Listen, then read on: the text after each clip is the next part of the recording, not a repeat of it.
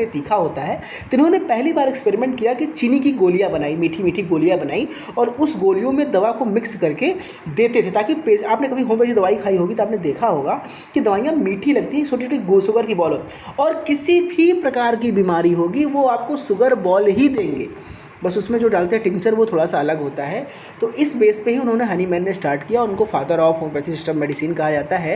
अगर आप लखनऊ के हैं यूपी में, तो लखनऊ में एक हनीमैन चौराहा है, सहारा हॉस्पिटल के पास, आपने देखा होगा उनका पुतला लगा है, वही हमारे father of homeopathy system of medicine है। तो चलिए इसको जानते हैं डिटेल में क्या होता है।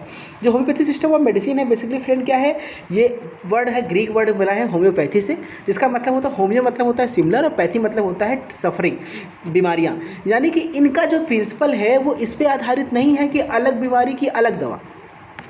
इन्होंने देखा कि अक्सर बहुत सी बीमारियां ऐसी होती है जिनके सिम्टम कॉमन होते हैं। जैसे मैं आपको एग्जांपल लूँ, टाइफाइड होगा तो भी आपको फीवर आएगा, मलेरिया होगा तो भी आपको फीवर आएगा, डेंगू होगा तो भी आपको फीवर आएगा।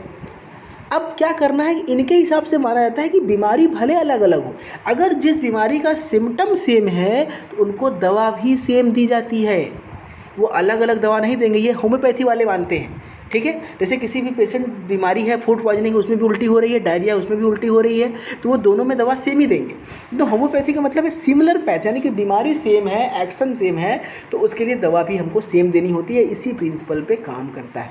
तो होम्योपैथी का मतलब होता है treating with remedies prescribe in minute dose, सबसे कम से कम डोज में देके दवा देते हैं। ये इसका है प्रिंसिपल क्या है, सिमिला सिमिबस करेंटर, ये इसका प्रिंसिपल है, याद रखिएगा, सिमिलिया सिमिलिबस करेंटर, यानी कि इसका मतलब है कि जैसे को तैसा ट्रीट करना है, सेम लक्षण वालों दवाओं बीमारियों के लिए सेम दवा देनी है। यानी ये सिम्प्टोमेटिक ट्रीटमेंट है जो लक्षणों पर आधारित उपचार करते हैं। अब बात करते हैं ओरिजिन और डेवलपमेंट की। तो मैंने बताया कि साइंटिस्ट थे, डॉक्टर थे, doctor Christian Friedrich Samuel Hahnemann, जिनका लखनऊ में इनका हनीमैन चौराहा है इनके नाम से।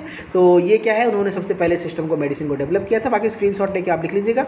डेफिनेशन मैंने बताया कि वही जो डेफिनेशन था सेम डेफिनेशन है जो लॉ ऑफ सिविलिया में बेस्ड होता है, यानी कि सिमिलर दवाओं के लिए बेस्ड होता है। तो ये आप इसको यहाँ से देख सकते हैं, ठीक है।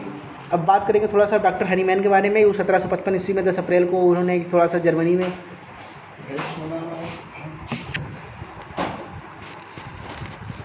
he was the basically a MD medicine allopathy doctor was turned into homeopathy. He died in 2 जुलाई 1843। बताया ना हनीमैन जी तो पहले तो थे वो एलोपैथिक मेडिसिन सिस्टम पर काम करते थे, लेकिन उन्होंने क्या किया था, एक नया सिस्टम डेवलप किया था जिसको बाद में होम्योपैथिक सिस्टम नाम दिया गया था। He is the founder of the homeopathic system, ठीक है। डिस्कवरी पे है, थोड़ा सा इस पर इतना डिटेल जाने की जरूरत नहीं है, आप चाहे तो उसको देख कर पढ़ सकते हैं, कब स्टार्ट किया, कैसे स्टार्ट किया, क्या काम किया, इतना डिटेल आपको नहीं जानना है, ठीक है। बेसिकली बात करते हैं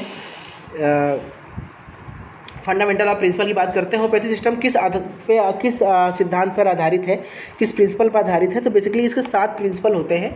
law of similia, law of simplex, law of minimum, doctrine of drug providing, theory of chronic disease, theory of vital force, doctrine of drug dynamization, ठीक है। ये 33 प्रिंसिपल है, बस नाम याद रखिएगा, लिख लीजिएगा।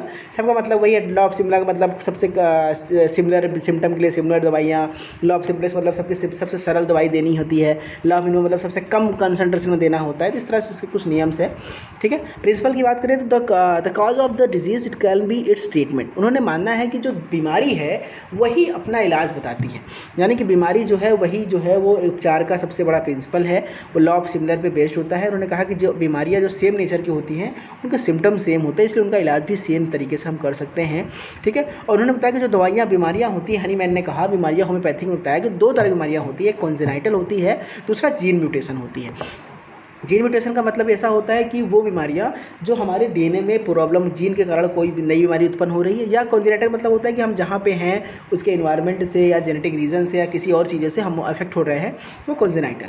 तो उन्होंने क्या बताया कि जो उन्होंने कहा कि जो हम एक पॉइजनस सब्सटेंस होता है जिसको बोलते हैं मियास्मस, ठीक है, ये किसी भी जीन म्यूटेशन के लिए रिस्पॉन्सिबल होता है। नहीं आपकी हमारे अगर किसी एक पॉइजनस सब्सटेंस होता है मियास्मस, अगर इसका हम सेवन करते हैं या इसके प्रभाव में आते हैं तो जीन म्यूटेशन बॉडी के अंदर हो सकता है। मियास्मस जो होते हैं बेसिकली फ्रेंड 3 प्रकार के होते हैं। जैसे आपने वहाँ पे वात पित्त कफ देखा था, तो हनी मैन में इन्होंने वहाँ पे ट्राइडोसा था, यहाँ पे मियास्मस है। बस इसको कंपेयर करके पढ़िए कि वहाँ पे आपने पढ़ा था ट्राइडोसा, यहाँ पे है मियास्मस। तो ये होता है शोरा, साइकोसिस और सिफेलिस, 3 प्रकार के होते हैं, शोरा, साइकोसिस एंड सिफेलिस। तो इसमें क्या होता है कि इसमें पेशेंट जो होता है वो स्लीपिंग स्टेट में होता है, वो हमेशा नींद में रहता है, सोता रहता है। इन सिम्टम्स के कारण उसको देखा जाता है।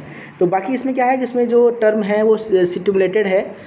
इसमें क्या होता है, पर्सन जो होते हैं less resistant power and suffer from disease related to their for homeopathy is called genetic medicine भी कहते हैं, क्योंकि इसमें प्रॉब्लम्स कम होती है, मेडिसिन के साइड इफेक्ट्स कम होते हैं, लॉन्ग टर्म तक उसको हम यूज़ कर सकते हैं।